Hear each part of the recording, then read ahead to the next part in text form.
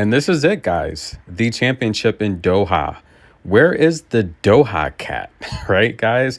But listen, this is going to be an amazing match. So far this year for WTA tennis has been just Super Bowl worthy. Some very big matchups. Coco Sabalenka at the Australian Open.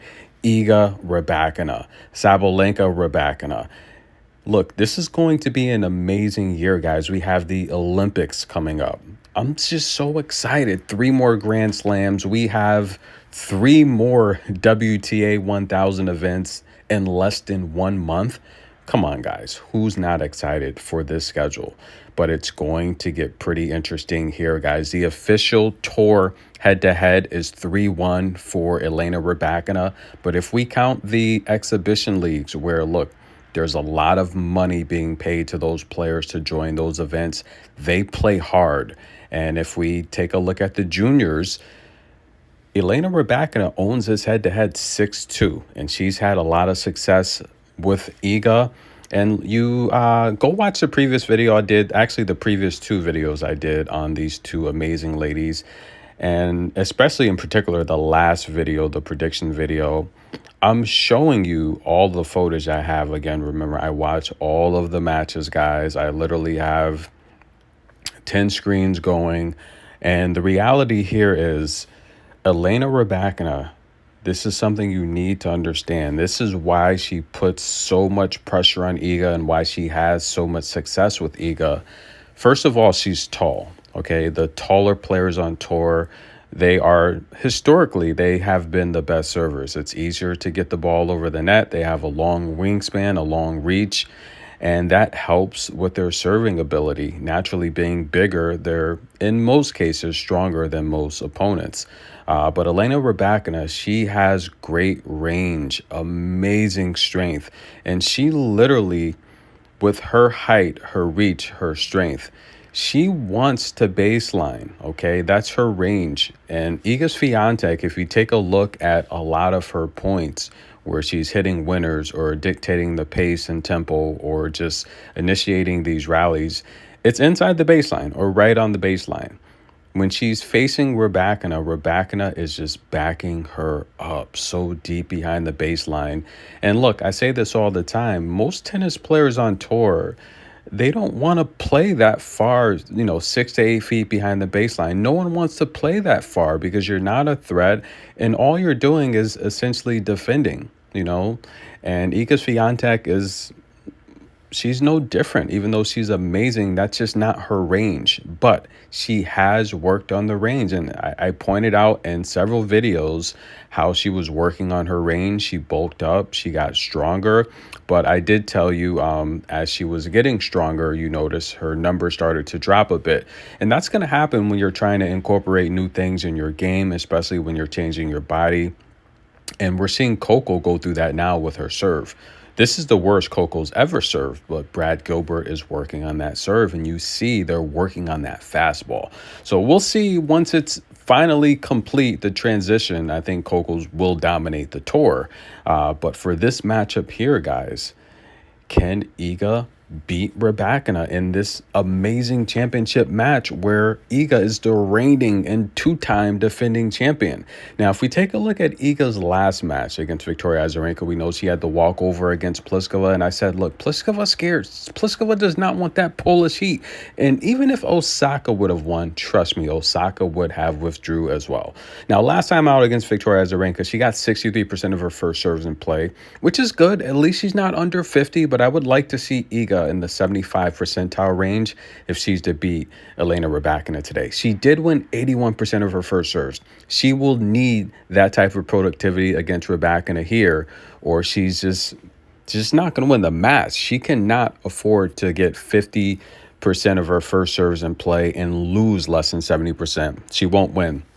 This match is really about Iga versus Iga, right? She's going to have to get her first serves in play. The second serves, she cannot give up multiple breakpoint opportunities to Elena Rybakina. She has to come out, jump on Rybakina, and she has to win this first set. If she serves first, which a lot of times Iga will elect to, which I think is smart, Rybakina likes to serve first as well. And this is, again, how you beat Iga Swiatek. If you win the coin toss, you have to serve first and you have to hold. So therefore, you can get a little bit more aggressive against Iga on the return side of things, because we all know Iga, going back the last 3 years on tour, she's been the best returner in the game. On average, she wins about 50% of her return games. Okay. So that's what Ika's going to have to do. She's going to have to play amazing defense, but she is going to have to step in on the second serve, put a lot of pressure on Elena Rybakina. And how can she avoid the deep ball? It's very simple. She has to return efficiently. Now, Elena Rybakina is so strong on that first serve. If it's not an ace, we all know she's taking control of the rallies early. Iga's going to have to step into those shots. She's going to make errors, because a lot of the time with that fastball from Rybakina, when you try to get aggressive and take control of that rally, it's going to be a mistake. That's okay. Iga has to live with it, because the result of her not being aggressive is her being 6 to 8 feet behind that baseline with that high bounce, and she's going to lose the point anyway. So she has to be aggressive, much like the first set in Rome. She was very aggressive. And even if we go back to the World Tennis League, where, they played literally less than 2 months ago, Iga Swiatek was very aggressive in that first game, right? And she did well. She beat Rybakina there. Now, Rybakina last time out against Anastasia, solid game. 3 aces, 70% of her first serves. Now, don't be too much, don't read too much into Rybakina having a low ace count, because when she's winning 70+% of her first serves, even though she's not racking up aces sometimes, that first serve is just as good as an ace, because opponents, they're getting their racket on it, but it's not a clean return, or it's just a point right off the bat. So I think for Elena Rybakina to beat Iga, she doesn't have to change anything, right? She knows she can beat Iga. When you're a competitor, you know when you have someone's number. You know when you're better than them. You heard Rybakina say out of her own mouth, I don't care what surface we play on. So she's very confident, and she has that swagger because she knows she's stronger than Iga. However, Iga has bulked up. She's worked on her strength. One thing that does concern me is Iga's knee. Because I can see that she's putting a lot of pressure on it, much like Ludmila. She is putting a lot of pressure on the left side of her body. She's pushing off a lot on the left side of her body, and it seems to me she's avoiding a lot of weight on the right leg. It's clear to me. You guys may not see it, but as someone that competes and is an athlete, I can tell Iga is trying to avoid a lot of weight and pressure on that right side of her leg. So that is a bit of a concern for me, because Elena Rybakina is so strong that a lot of times the only way Iga can score points is she has to overexpend a lot of energy, and she has to play a lot stronger and more physical than she's used to or than she wants to. Because if you guys really follow Iga, because she wins a lot of her points in short rallies, she uses a lot of energy. So a lot of times you'll see her hold her racket up, or she'll do things to kind of catch her breath, to slow down her opponent, so she can, recoup that energy she's using. It takes a lot of energy to play fast and strong. And when you're an athlete, your body gets used to muscle memory.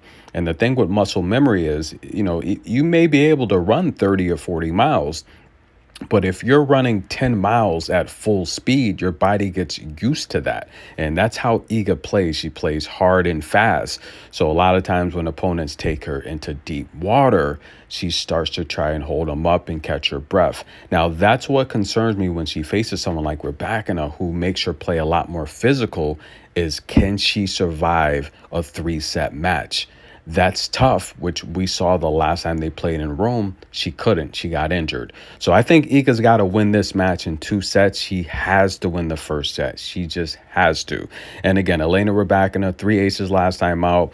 I think Elena Rybakina to win this match, I think she will need to put up 8 to 10 aces. I think Iga's camp is going to come in with a game plan that's really going to put a lot of pressure on Rybakina around midcourt and towards the net and hitting passing shots.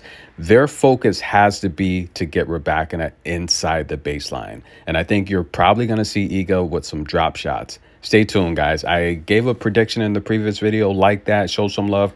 Thank you guys for all the love and support. Again, these two ladies, they're both amazing. There's no loser here. All the fans were all winners for just being able to watch such an amazing match like this. And again, guys, keep the energy positive. Any disrespectful comments to the players, the athletes, we're not going to tolerate it, guys. This is tennis. This is entertainment. At the end of the day, no, it's not that serious. So keep that energy good. Tennis in a minute. Enjoy. We'll be back.